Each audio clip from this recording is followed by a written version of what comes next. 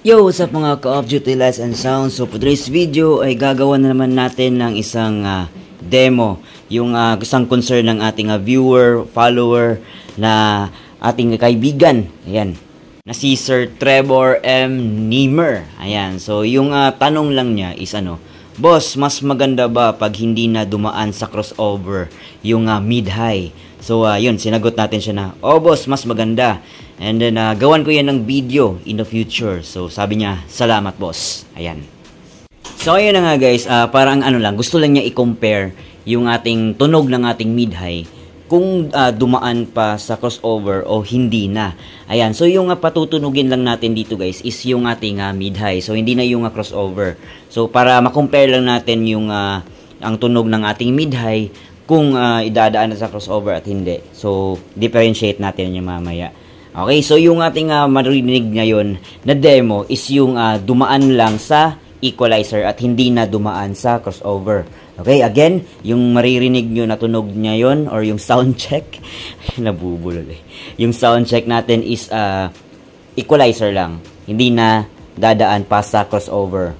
Okay, tapos yung equalizer natin guys is naka-full, naka-flat lang siya guys ha. Ayan, naka-flat lang. Okay, so start tayo. And yung gagamitin lang natin na music guys is isang music lang. Ito nga, Let the Bass Kick. Battle mix by DJ Christian Naire. Wow. So walang copyright. Hindi totoo yan. Alright.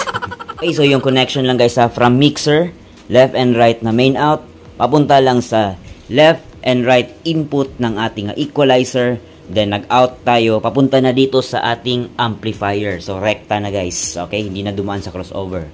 Paulit-ulit na. Alright. Okay, so mag-headset lang kayo mag-headset lang kayo sir, para mas klaro yung tunog ng ating mid-high. Okay? Tapos later sa ating video is i-explain ko yung difference nilang dalawa. Okay? So let's go!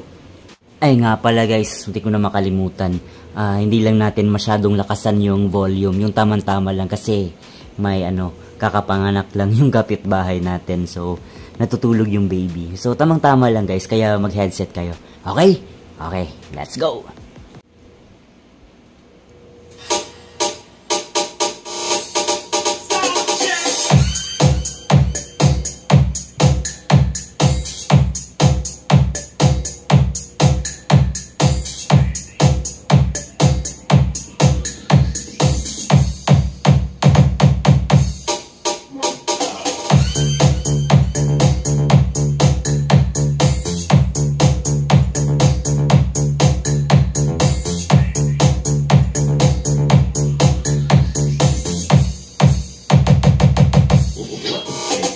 Okay, so yun yung tunog ng hindi dumaan sa crossover.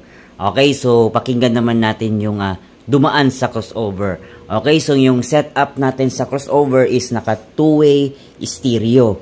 Okay, bale naghahati yung sub at saka yung mid-high. So explain ko later yung settings natin sa crossover after natin na marinig yung sound check ng mid-high na dumaan sa crossover. Okay?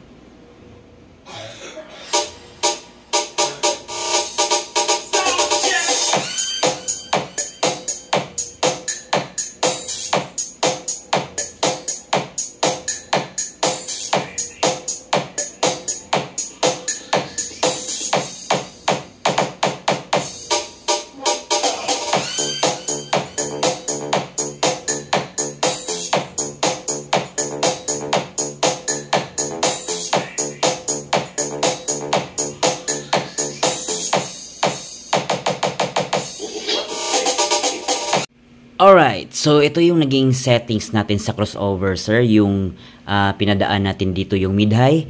Naka-unity gain lang yung input gain natin. Naka 240 Hz yung division natin or yung crossover point natin. Tapos ito wala na. And ito yung naging volume ng ating mid-high. Nasa unity gain lang din. Ayan. Two-way stereo nga pala yung ating ginawang setup. Okay, so explain ko sa inyo sir kung bakit ganun yung naging tunog ng ating mid-high na dumaan sa crossover. Alright. Okay, so yun sir Trevor, no, yung kaibahan na kung dadaan sa crossover yung ating mid-high at hindi. So obvious naman sir na malaki talagang kaibahan kasi ganito. Pag yung mid-high natin is dumaan lang sa equalizer at hindi na dumaan sa crossover, ang tunog na ilalabas niya is yung full range talaga. Yung kung ano man specs ng yung speaker, let's say yung specs ng speaker mo is 70 to 18,000 Hz. Ayun. So, lahat ng frequency na yun is ilalabas niya. So, kaya niya patunugin yung medyo bass, yung hard kick niya, tapos yung mid, at saka yung high, yun lahat. Mapapalabas niya. Kasi hindi siya dumaan sa crossover. Ngayon, kung ang mid-high mo ay dumaan sa crossover, syempre, may division na ng subwoofer frequency at saka yung mid-high frequency. Ayan. So, lalo na ito, two-way, stereo two-way. So, sa stereo two-way, di ba, sir, kunwari, ang isi-set mo dito is, let's say, 140 Hz. So, lahat ng 140 Hz and below, papunta na yan sa subwoofer. Tapos, yung 140 Hz and above, hanggang 18,000 ba yan or 20,000 Hz ng mid-high mo, is, yun yung patutunugin niya, from 140 and above. Ngayon, sinadya ko siya ng 240 para mas ma-differentiate talaga natin. Okay. So, ang nangyari, from 240 Hz and above, yun na yung pinapatunog o lumalabas sa ating mid-high. Ayan. So, ang nangyayari is tawag dito? Manipis. Yan. Medyo manipis na yung tunog ng ating mid-high. Kasi nagsimula na siya dito sa 240 Hz and above. Ayan. So, hindi na niya napatunog yung 240 Hz and below kasi binigay na natin yun sa subwoofer. Kasi ito yung frequency or nakalagay sa ilalim, sir. Ayan. Ayan. May nakalagay sa ilalim. Ayan, no? Crossover frequency. Ayan. So, since sinet natin siya sa 240 o 240 Hz, so, ang mangyayari, yung 240 Hz and above, yun yung papunta sa ating mid-high. Tapos yung 240 Hz below, yun yung sa subwoofer natin. Parang paulit-ulit na. Anyway, yun sir. Tapos yung volume natin sa ating mid-high is itong sa high na. Okay? Itong high. So yun. Pag hindi dumaan sa crossover yung ating mid-high is maganda talaga yung tunog ng mid-high. Buong buo. Ayan, buong buo talaga. So mas maganda talaga na hiwalay yung ating mid-high sa crossover. For me yung setup ko talaga sir is yung dadaan lang talaga dito sa crossover is yung aking subwoofer lang talaga. Hindi ko na pinapadaan dito yung aking mid-high. Ayan. Para mas lalong mapalabas ko yung full potential ng aking mid-high.